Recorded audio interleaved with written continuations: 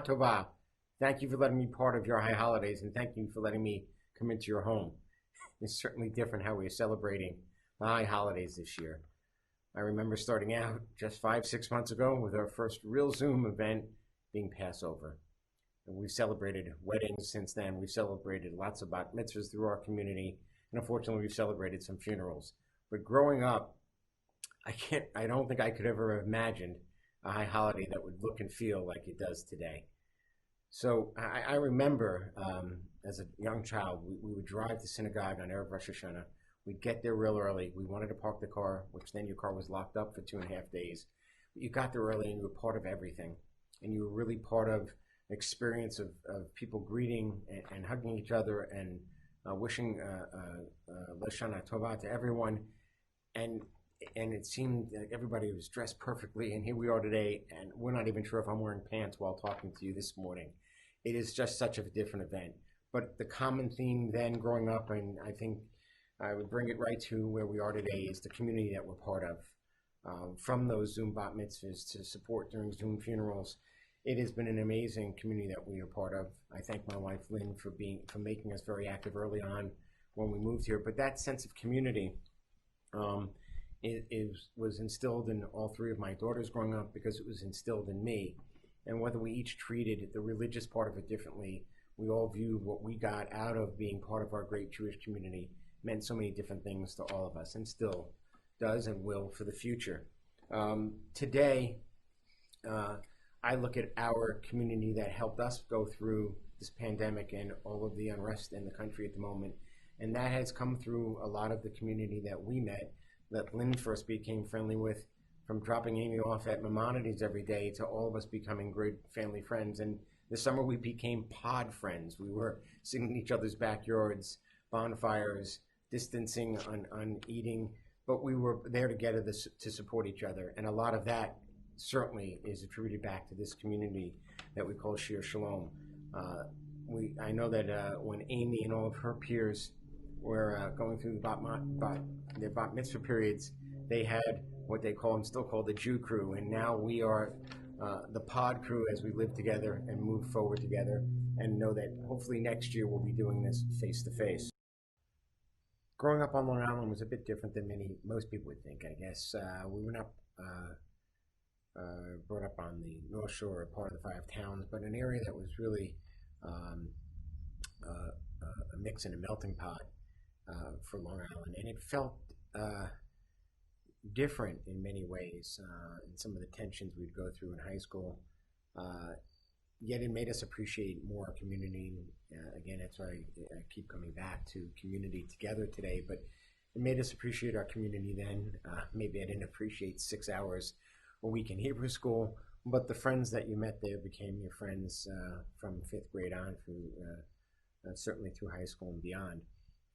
But what it did give me is a real sense of the culture of Judaism, which is what I always try to instill in our family. Is that it may not be the level of dedication to the pure religious studies, but to the dedication to your culture, to your family, to your history. And I think that the Jewish journey is really made up of those different touch points and stops along the way that enhance and reinforce that feeling. Short stops that I just like to mention, I guess, that can constitute a portion of a Jewish journey, but these are physical stops that had an impact on my life. When I was probably 8 or 9 years old, our family went over to Spain, a much older brother and sister, and they spoke Spanish, but we went over and spent several days there, and happened to coincide with Passover. And this was not the year of a virtual Passover, but we were sitting virtually with no one that spoke English at this Passover Seder, and it's this beautiful building, and up on the second floor, we were in there, and the room was filled with people celebrating the holiday, and didn't understand how we were going to really participate or understand what was going on that evening. And then we broke out into song, and songs that had the same melodies, and pretty much the same melodies as we knew at home, and immediately that sense of community. came about. And that was just, it was an experience that with your family, it just was great to see us all understand how there was that connectivity.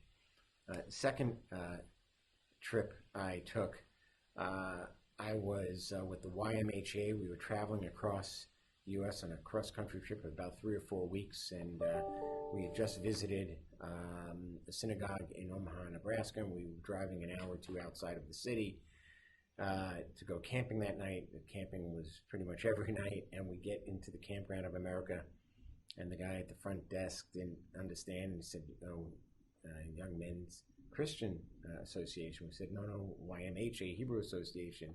And he said, well, I don't understand, where are your horns? So that was interesting and different for us, but became a bonding experience for everybody on the trip, that as we were leaving where we grew up, things may be different, and we would have to learn how to deal with that, and we would also have to learn how to deal with others. And so that was an important learning lesson, and became part of what I think about often as I piece together what I did growing up Jewish.